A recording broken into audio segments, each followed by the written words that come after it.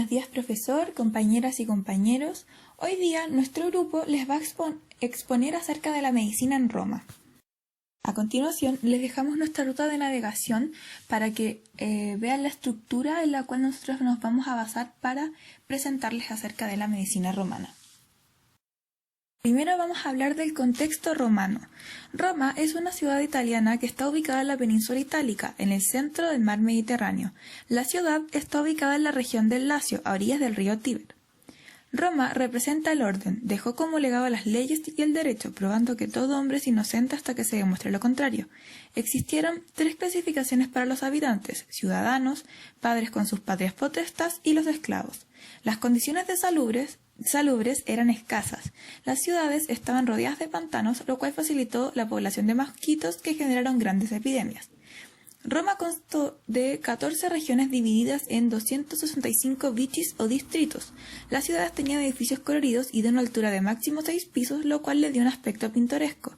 La existencia del concepto de alquiler ya fue tomada por los romanos en este tiempo y se le dio mucha prioridad a tener dinero para entretenciones, buenos lugares para vivir y buena comida. Los romanos también priorizaron el goce de la vida. Esto se ve reflejado en los estadios construidos como el Circo Máximo, que tenía una capacidad de 250.000 a 300.000 personas, y el Coliseo Romano, que tiene una capacidad para 80.000 personas. Existió un momento del año en que cesaba la vida cotidiana y se le dedicaba exclusiva atención al entretenimiento o ludi publici, que su origen etimológico significa juegos públicos. La apariencia física también tuvo un protagonismo en Roma, existiendo varias peluquerías. Se consideraba la barba como signo de pobreza y los calvos utilizaban pelucas. La medicina romana estuvo influenciada por los etruscos, tanto en aspectos laicos como religiosos. Aprendieron de ellos las plantas medicinales y el uso de aguas termales. La medicina fue practicada por sacerdotes que resurgieron la mitología y la magia, conjuros e invocaciones y la adivinación mediante entrañas de animales, el uso de las cartas pronósticas etruscas y las procesiones religiosas. La medicina romana era ejercida por los paterfamilias, que eran personas exclusivas del núcleo familiar romano. Desde antiguo, la medicina romana se basaba en el espíritu de la agricultura. Se extraían los remedios de las plantas de acuerdo a las estaciones. Catón, el censor, exponente de la medicina romana, usaba la col como panacea y el vino como vehículo de la menta, ruda, laurel, nuez y otras hierbas. Las enfermedades también fueron enfrentadas con liturgias y oraciones. Creyeron en la magia del emperador Vespasiano al pedirle que sanara la ceguera con su saliva o la cojera con el roce de su pie. Hubieron dioses importantes en la medicina, tales como Carna, diosa de la salud, a la cual en Calendae Fariae, el 1 de junio, se le hacen ofrendas con habas y tocino. Las habas fueron de un valor mágico muy importante para los romanos, pues decían que al hervirlas y dejarlas a la luz de la luna un determinado número de noches se obtiene sangre. Hoy en día se sabe que ese color rojo intenso es por un pigmento que secreta la misma haba. Otros dioses son Apolo, Marte, Castor y Pólux. Para bajar la fiebre se invocaba a Febris y Mefitis, los cuales reciben las ofrendas de los enfermos en los santuarios de Esquilinos. Priapo fue el dios de la abundancia, los jardines y la fecundidad. Las mujeres, para ser fecundas, se frotaban con piedras fálicas. También existió Febris, la diosa de la malaria de los pantanos de Roma, Escabies, diosa de la sarna, Angura, de los dolores de garganta, Mefitis, diosa de la fetidez, Mena, diosa de la menstruación, Partula, ligada al cordón umbilical, Salus, diosa general de la salud. Sin embargo, muchos de estos dioses fueron progresivamente olvidados por influencias de razón de los médicos griegos, que desde el año 219 a.C. llegan a este país floreciente. La familia romana reunía a toda la casa, es decir, dueño, mujer, hijos y además sirvientas y esclavos. El administrador debía cuidar de la casa de todos, incluyendo la de los animales. De hecho, Catón el Viejo pretendía sanar él mismo a su gente, y había escrito un formulario que le permitía cuidar a su hijo, a sus amigos y a sus esclavos.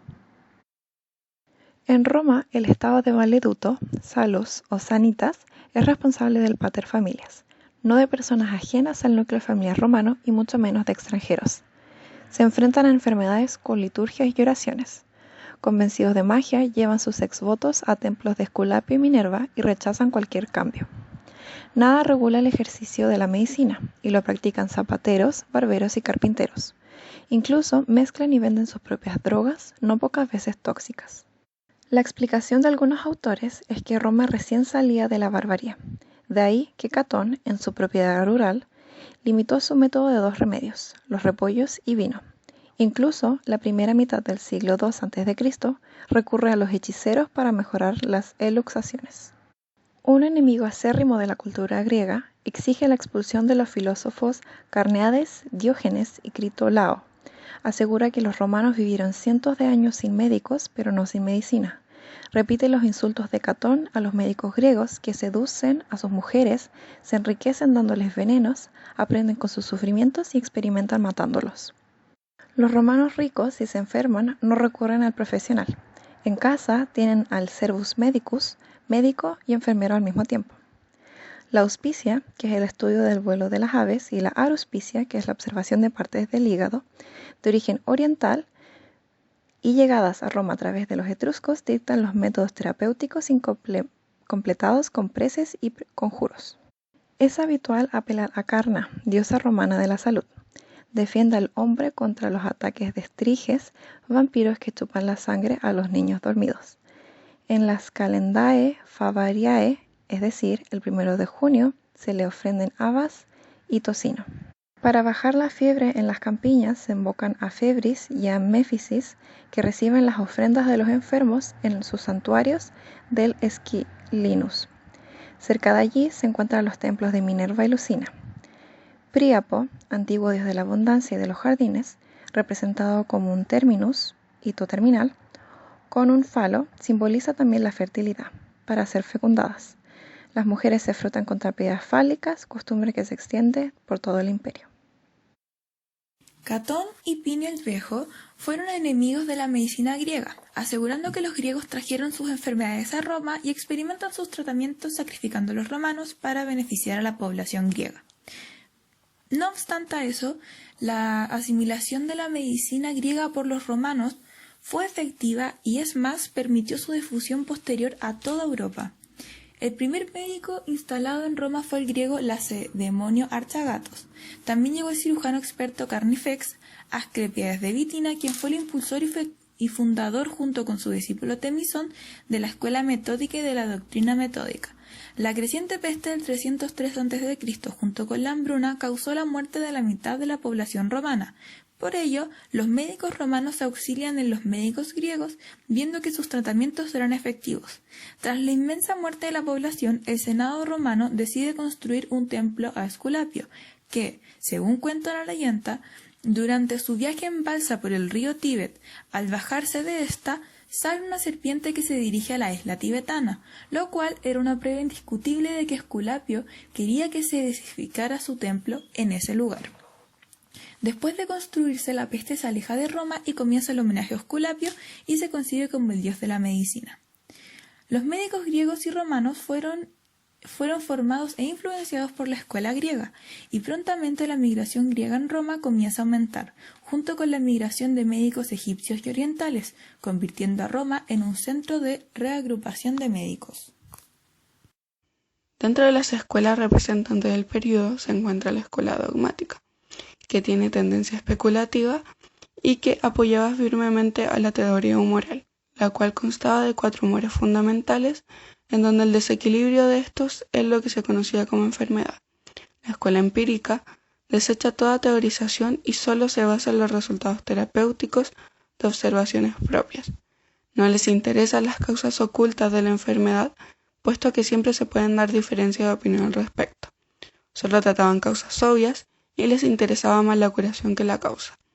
La escuela metódica, basada en el atomismo de Demócrito, se caracterizó por buscar métodos que facilitaran el aprendizaje y la práctica médica. Se considera el cuerpo como un organismo compuesto por un número infinito de átomos de diferente magnitud y siempre en movimiento. Existía salud cuando el movimiento de los átomos tenía lugar libremente por los poros, mientras que las enfermedades se presentaban por un estado de constricción y relajación de las partículas sólidas en exceso. En el estado de constricción, los poros entre los átomos están tapados, y en la sobreabundancia de relajación están demasiado sueltos y abiertos. Otras escuelas que también se consideraban parte de la época es la escuela neumática, que dice que el neuma es la base de la vida. Su disminución en el cuerpo iniciaba las enfermedades y cuando faltaba, la muerte. La escuela ecléctica buscaba los aspectos más importantes de las diversas corrientes filosóficas, sin premisas ni ideas preconcebidas, tampoco un límite o un margen, es decir, sin paradigmas. Estos podían tener orígenes tan diferentes como interesantes, y aún así converger en un punto en común que reúna lo mejor de ambos lados. A su vez, esta escuela reunía la tradición hipocrática con un sentido empírico. Dentro de los aspectos más importantes de la escuela neumática se encuentra que la función del cuerpo es servir de sitial al alma o a la vida. La fuerza vital que gobierna su tarea es el neuma, y Galeno la divide en tres partes: el neuma psíquico, el vital y el físico. El neuma, por otra parte, es innato, pero se renueva constantemente con las respiraciones y circula con la sangre a través de las venas y arterias, hacia todas las zonas del cuerpo. Las arterias transportan más neuma y las venas más sangre. El neuma vivifica el cuerpo y lo convierte en una unidad viviente. Lleva consigo las energías del crecimiento, reproducción, sensaciones, deseos y pensamientos. El pulso nos va a indicar la condición en la que se encuentra la persona y su neuma. Desde el punto de vista filosófico y fisiológico, la escuela neumática representa una etapa en la búsqueda de un principio vivificante, que explicará la temperatura del cuerpo, cualidad esencial y sin embargo indicadora de enfermedad, cuando sube más allá de cierto grado, como ocurre en las fiebres o cuando cae y se acerca a la muerte. Algunos de los exponentes que podemos encontrar está Ateneo de Atalia, médico griego que ejerció en Roma donde fundó la escuela de los neumatistas. Claudio Agatino de Esparta, fundador de la escuela ecléctica, supo integrar las doctrinas de los empiristas, metodistas y neumáticos. Apolonio de Pérgamo, nacido en Perga, ciudad de la antigua Grecia, se traslada a Alejandría, en cuyo museo estudia y trabaja con los sucesores de Euclides durante bastantes años. El museo era más bien un centro de investigación científica, parecido a una universidad. Fue en Pérgamo donde ultimó su obra más importante, el Tratado de las Cónicas, y donde permaneció viviendo hasta su muerte. Archígenes de Apamea fue el más célebre de la escuela ecléctica. Antilo fue un médico cirujano y fue el primero que aconsejó la broncotomía. Realiza intervenciones de la arteriotomía y operaciones de cataratas. Los eclécticos eran un grupo de médicos quienes no se adherían a ningún sistema en particular. Sus seguidores elegían las ideas que consideraban aplicables de acuerdo con sus propias necesidades para explicar y tratar la enfermedad. El centro más importante para el pensamiento médico fue Alejandría. Un médico de la época fue Rufus de Feso, quien describió correctamente la trayectoria del nervio óptico y otras partes del ojo, incluyendo el cristalino. Confirmó que los nervios se originan del cerebro, que habían unos que eran motores y otros sensitivos, y además reconoció la importancia psicológica del sueño, suposiciones que serían confirmadas hasta los siglos XIX y XX. Otro médico importante fue Areteo de Capadocia, el cual fue situado dentro de esta escuela ecléctica, aunque en realidad mucho no se sabe de él. Su conocimiento nos ha llegado a través de su escrito Obra Médica, el cual está compuesto por 8 libros. Entre las ideas que sostuvo Areteo fue que el pronóstico es determinante de la enfermedad. Este diferenció también entre manía y enfermedades seniles, se opuso a la idea de locura divina de Platón, y además describió otra enfermedad en que las personas parecían estúpidas, distraídas y pensativas, la cual podría corresponder a esquizofrenia. Por último, se piensa que este médico fue el que bautizó la diabetes, aunque otros se lo atribuyen a Apolonio de Menfis. Asclepíades de Bitnia fue un médico griego que vivió entre los años 120 y 70 a.C. Fue el mayor exponente de la escuela metódica, además de ser uno de los primeros médicos que llevó el pensamiento griego a Roma. Rechazaba las doctrinas de Hipócrates y afirmaba en cambio que era el médico y no la naturaleza quien curaba la enfermedad. Abandonó la teoría moral y elaboró un sistema basado en la teoría solista, o teoría atómica, considerando al cuerpo como un organismo compuesto por un número infinito de átomos de diferente magnitud y de siempre en movimiento, continuando con las concepciones de Heráclito y Demócrito. Para él, existía salud cuando el movimiento de los átomos tenía lugar libremente por los poros, mientras que las enfermedades se representaban en un estado de constricción y relajamiento de las partículas sólidas, los átomos. En el estado de constricción, los poros entre los átomos están tapados, y en la sobreabundancia de relajación están demasiado sueltos y abiertos. En otras palabras, lo que se conoce como status strictis es una excesiva constricción o tensión de los canales o poros. El status laxus es una excesiva relajación de los conductos, dejando pasar líquido a través de ellos. Y el status mixtus es mezcla de atonía y de tensión tubular. Además, las enfermedades para él debían tratarse de manera segura, rápida e indolora, y proponía tratamientos como el masaje, la dieta, los calambres y el canto. Aulus Cornelius Celsus fue un escritor enciclopedista médico romano que vivió en el siglo I. Se cree que entre los años 25 a.C. y 50 después de Cristo, aunque no se tienen datos exactos. Vivió en la Roma imperial y en la era cristiana y fue parte de la corriente del eclecticismo. Para él, la medicina debía reposar racionalmente en la experiencia. Realiza la primera visión integral sobre la historia de la medicina. Sus obras son la mejor fuente de información sobre la Escuela de Medicina de Alejandría y la cirugía alejandrina. Los 8 libros de medicina son la única sección que se conserva en la Enciclopedia de Artribus. Destacó la importancia del estudio anatómico como disciplina básica para la formación del médico, señalando la necesidad del estudio anatómico preciso y del uso de la disección. El estudio serio de la anatomía necesitaba la observación del esqueleto humano o de un mono para conocer los huesos y sus lugares. La vivisección, es decir, la disección de animales vivos, incluyendo al ser humano, se convirtió en una técnica de estudio anatómico en los estudios fisiológicos e investigaciones patológicas. Entre sus grandes contribuciones están la descripción de distintos fenómenos, como los 4 signos cardinales de la inflamación y descripción clínica de la malaria. Preconiza la ligadura de los vasos sanguíneos, la paréntesis abdominal, el cateterismo de las vías urinarias, entre otros. A él se le debe el conocimiento sobre los instrumentos quirúrgicos utilizados en esa época. Además, destacó la importancia de la materia médica y de la terapéutica medicamentosa. Dioscórides fue un médico y cirujano que nació el 40 después de Cristo y murió el 90 después de Cristo.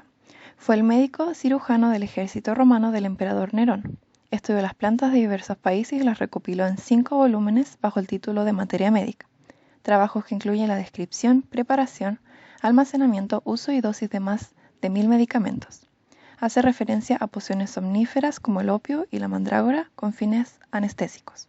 Sus obras fueron consideradas como el texto primario de la farmacología durante 14 siglos. Se creó la enseñanza de la farmacología, medicamentos simples y compuestos, sus empleos y de la toxicología. Paralelamente con el desarrollo de la medicina medra, una actividad industrial y comercial dedicada a suministrar al público hierbas y drogas, pomadas y artículos cosméticos. Comenzaron a aparecer ambulantes que llevaban su pacotilla de mercado a mercado y sanando a veces cuando no habían médicos. La medicina tiene sus raíces en la herbolaria y para demostrar tal aseveración está la digital, el curare, los antibióticos, muchos de estos esteroides que empleamos hasta la fecha y diversos medicamentos. Plinio el Viejo fue un escritor, filósofo, militar y renombrado naturalista romano. De sus obras solo se conserva Historia Natural, una obra enciclopédica que durante la Edad Media fue considerada la máxima autoridad en materia científica debido a que recopila todo el saber de la antigüedad. A pesar de que él no indagó sobre las causas filosófico-naturales ni recogió hechos para obtener conclusiones científicas de los temas que trató en su obra, en el prefacio él indica que se basó en la lectura de más de 2000 libros para poder realizar la obra. En esta, él habla sobre temas como geografía, astronomía, antropología, zoología, botánica, medicina vegetal y animal. Además, a través de esta obra podemos enterarnos de cómo los romanos cultivaban la tierra, cómo extraían los metales, sus creencias astrológicas y detalles de su vida cotidiana, cosas que no podemos constatar en otros libros de la antigüedad. Cabe destacar que esta obra fue continuada por numerosos enciclopedistas medievales, con Isidoro de Sevilla al frente de todos estos. Galeno fue un médico griego nacido en Pérgamo, que vivió entre los años 129 y 216 después de Cristo, en Asia Menor, actual Turquía. A los 17 años inició sus estudios médicos y posteriormente, cuando los terminó, viajó a Esmirna, Corinto y sobre todo a Alejandría, donde conoció el pensamiento de Euclides, el que iba a influir en sus obras posteriores. Después de 9 años regresó a Pérgamo, convertido en un médico cabal. Luego dejó la ciudad por Roma, donde ganó fama y enemigos. Pareciera ser que sus enemigos lo expulsaron, pero luego los emperadores Lucio Vero y Marco Aurelio lo llamaron de vuelta. En sus escritos dejó constancias de la anatomía, fisiología, diagnóstico, farmacología, dietética, higiene y la patología de su tiempo. Revivió el culto a Hipócrates, Platón, Aristóteles, Posidonio, entre otros. Cabe mencionar que fue el médico griego más famoso de la primera época cristiana. Uno de sus aportes principales fue agregar la lógica y racionalidad científica como instrumento del juicio médico. Incluso su lógica era más robusta que su percepción. A pesar de su idea de usar la lógica en la medicina, aceptaba la idea de la existencia de milagros. Dedicó los últimos 30 años de su vida al estudio y a la composición de 400 tratados.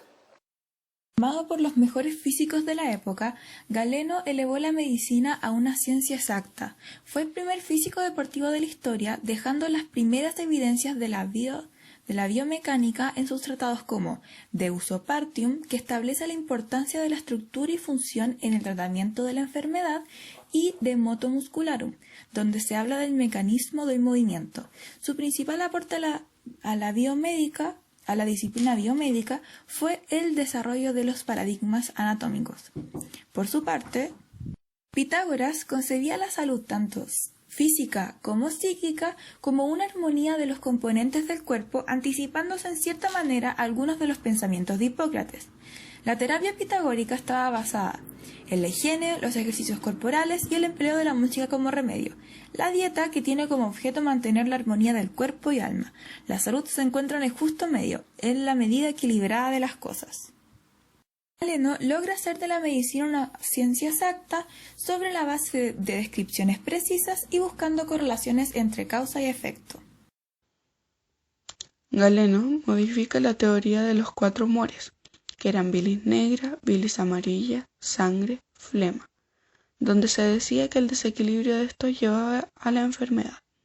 Para Galeno, en cambio, los desequilibrios llevaban a la base del temperamento de las personas. De manera natural, cada individuo tiene unos niveles de humores que en muy rara ocasión son totalmente proporcionales, y eso es lo que explica las diferencias de personalidad. Está el colérico. Presenta un temperamento relacionado con la bilis amarilla. Se expresa en personas apasionadas, de enfado fácil y con una gran energía. El melancólico. Tiene una gran cantidad de bilis negra. Su temperamento asociado es triste, con sensibilidad artística y fácil de conmover. El sanguíneo. Se relaciona con la sangre. Caracteriza a personas alegres y optimistas, con tendencia a expresar su cariño por los demás y con seguridad en sí misma. Y el flemático, que corresponde al humor de la flema, asociada a personas con temperamentos frías y racionales. Galeno, en sus escritos, se encuentra constancia de la anatomía, fisiología, diagnóstico, farmacología, dietética, higiene y la patología de su tiempo. Era un observador cuidadoso y demostró que las venas están conectadas con el corazón. Describe la anatomía de la médula espinal y de los uréteres, síntomas de inflamación, entre otros. Además, señaló que las arterias no contenían aire, sino que sangre. Por esto se le considera uno de los primeros experimentalistas. Dejó descripciones quirúrgicas y de instrumentos. Pero debido a que efectuó sus estudios anatómicos en el animal y aplicó acríticamente estos conocimientos en el hombre, dio lugar a muchos errores que perduraron por mucho tiempo. Las concepciones fisiológicas de Galeno vienen de la escuela neumática, y como ya dijimos, estas constaban en que la función del cuerpo era servir de sitial al alma o a la vida. La fuerza vital que gobierna sus tareas será el neuma.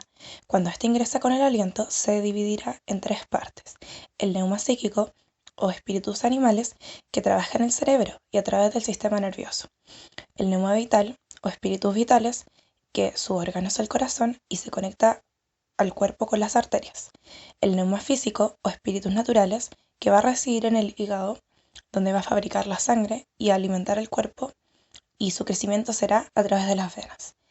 El hígado recibe sus provisiones desde el estómago e intestinos. Entonces, podemos decir que la vida del cuerpo se completa en estas tres funciones del neuma. Las distintas partes de órganos y tejidos, tanto sólidos y líquidos, se convierten en un todo y se unen en un propósito de promover la vida del individuo. Ginecología y obstetricia en la antigua Roma. Los antiguos romanos reconocían que las enfermedades de la mujer eran diferentes a las del hombre, y por ello vieron la necesidad de contar con especialistas en este campo. Cabe destacar que esta era una de las pocas actividades en las que podían participar las mujeres en el antiguo Roma, y de hecho era común que los ginecólogos y obstetras fueran mujeres. Soberano de Efeso fue un médico griego que ejerció en Roma durante el siglo II después de Cristo. Fue el primer obstetra reconocido en la historia y por ello es considerado como el padre de la ginecología y de la obstetricia. Su principal aporte a la medicina fue haber escrito el tratado más completo sobre enfermedades de la mujer. En este se refirió a temas como anatomía del sistema reproductor femenino, fisiología, menstruación, concepción, gestación y parto. Y lo que detalló de este último fue utilizado como guía por más de 15 siglos para la realización de este procedimiento. Además, escribió sobre instrumentos útiles para destruir fetos muertos y extraerlos del vientre materno. Sin embargo, no hizo ninguna referencia sobre instrumentos para extraer al feto vivo. Soberano de Efeso fue una de las primeras personas en realizar disecciones completas del útero. Sin embargo, tenía rechazo hacia esta práctica debido a su supuesta inutilidad. Esto probablemente haya sido lo que frenó la evolución de la obstetricia hasta recién el siglo XVI, en los tiempos de Vesalio. Mujeres en la ginecología y obstetricia romana. Aunque las fuentes son muy variables y no siempre coinciden, es posible dar cuenta y razón de la labor desempeñada por las médicas romanas en los campos de la obstetricia y de la ginecología. La razón de ello parece ser que el tratamiento de las enfermedades femeninas estaba reservado a ellas mismas, aunque esto no quiere decir que la práctica médica femenina estaba limitada solo a esto.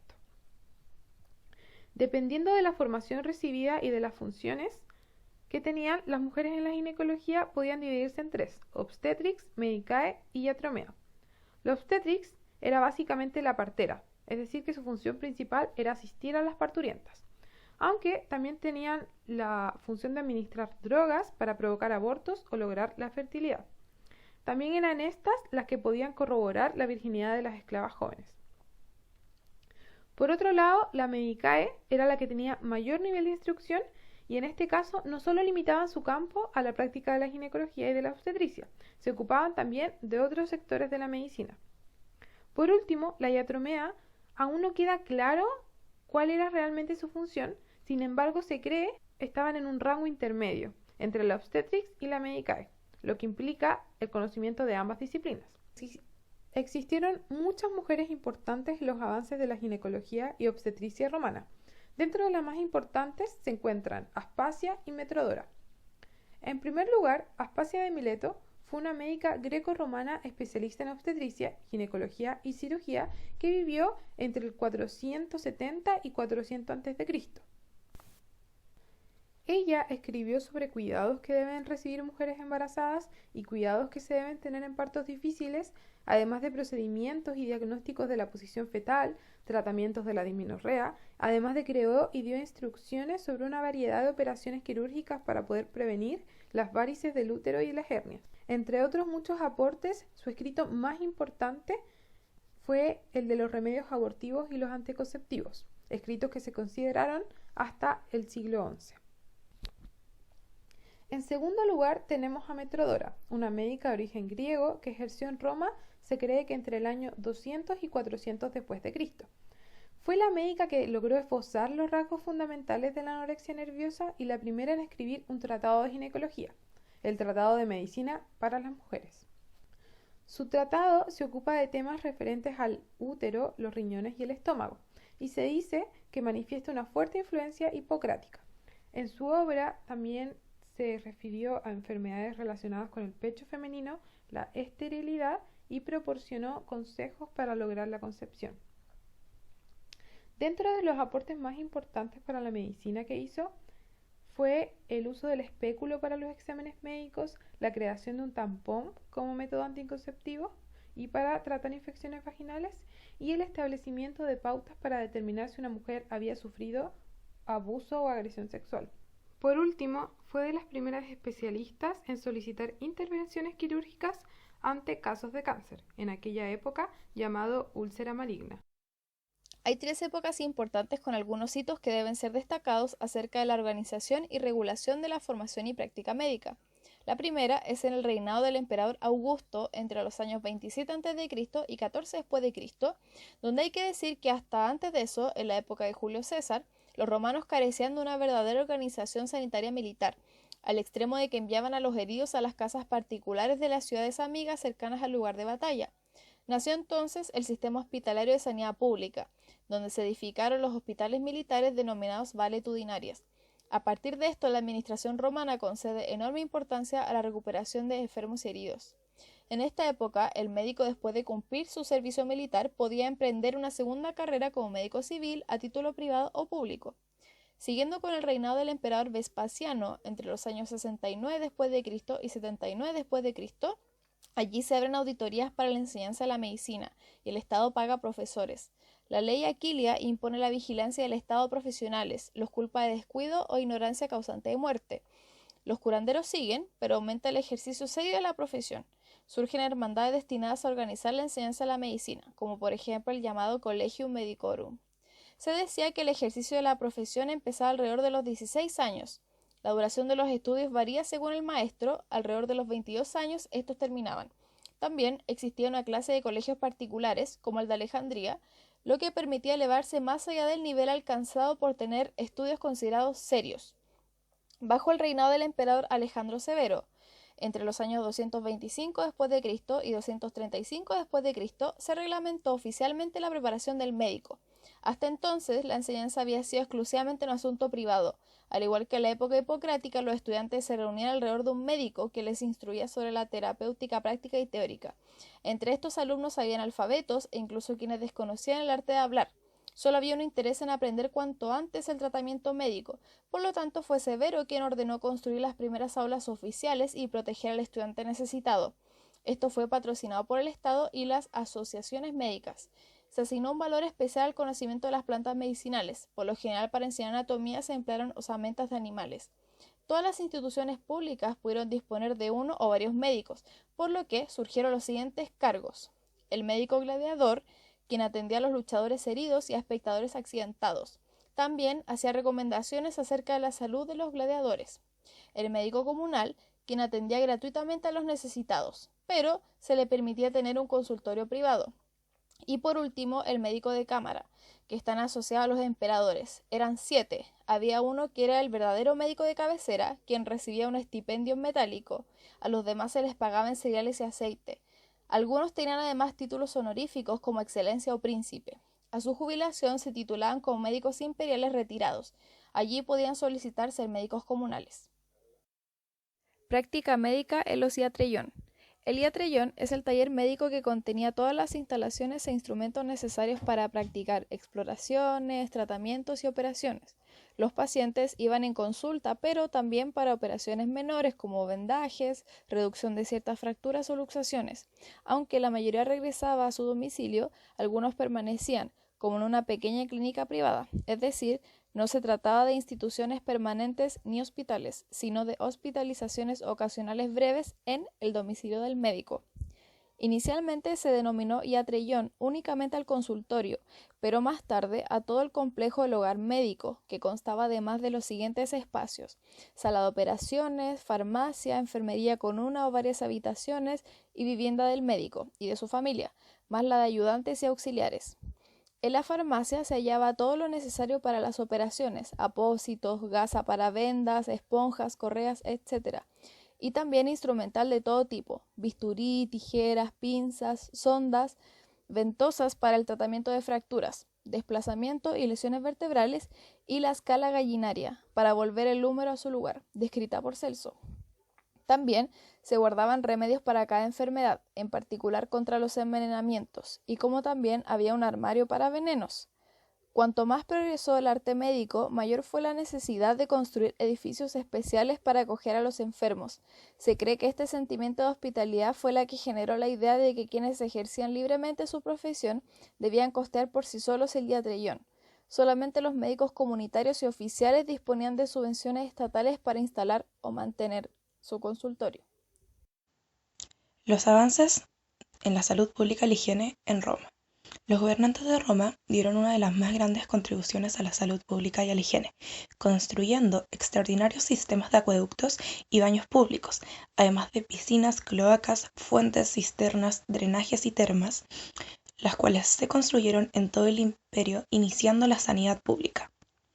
Estos baños públicos eran muy utilizados por los romanos. Ir a estos era básicamente un pasatiempo para ellos, un lugar de reunión. Incluso iban 2 veces al día. La disposición de estos baños siempre era la misma. Tenían un apoditerium, que era un probador donde las personas dejaban su ropa y recibían una toalla. Tepidarium, el cual era un cuarto tibio en donde se preparaban para la temperatura más alta que venía en la siguiente habitación, la cual era el caldarium. En esta era donde se encontraba el baño con agua caliente. Por último teníamos el frigidarium, que era una sala destinada a los baños con agua fría.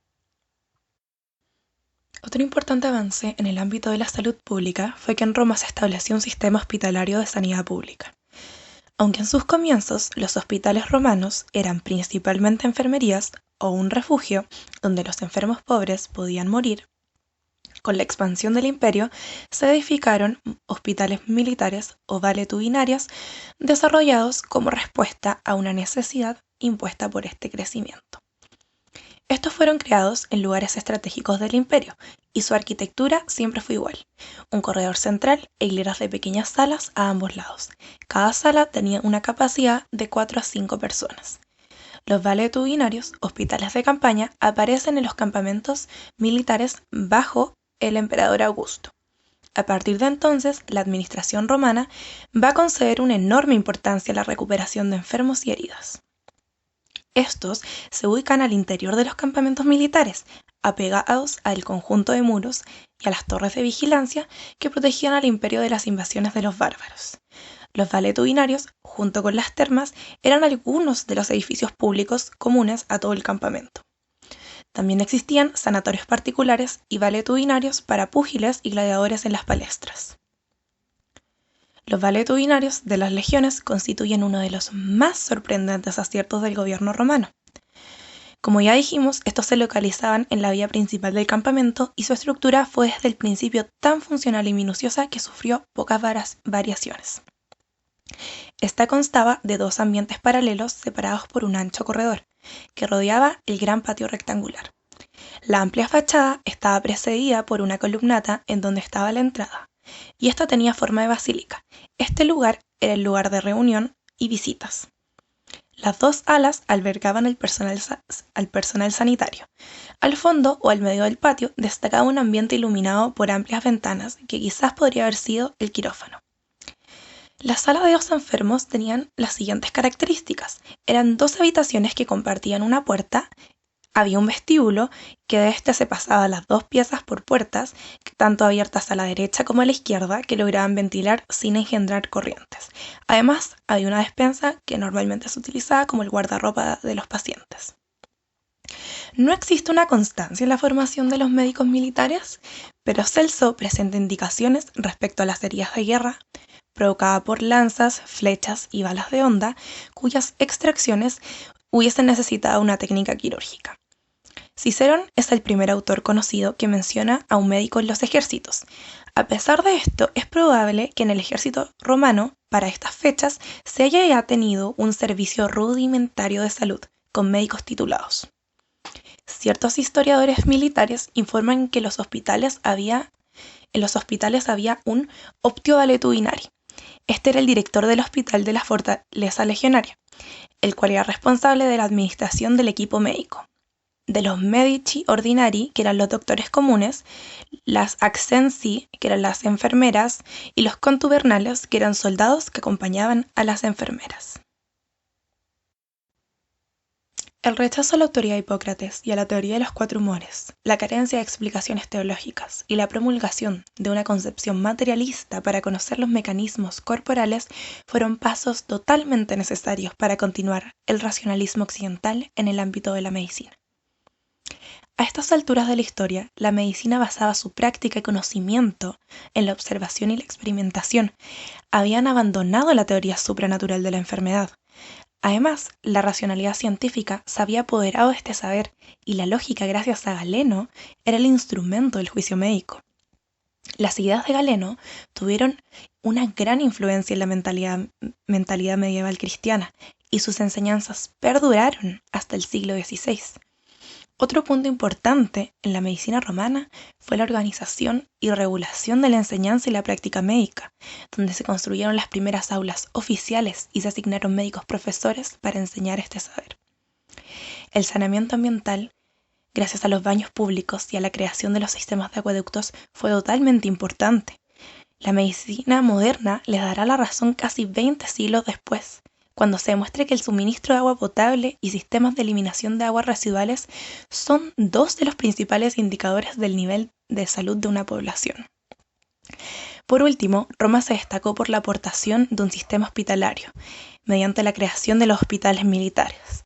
Igualmente, debemos destacar que los egipcios ya tenían hospitales en sus sanatorios o casas de la vida, pero dada la enemistad entre los persas y los griegos hasta el día de hoy, el mundo occidental tiende a negar los aportes culturales de los países orientales o los acepta a regañadientes.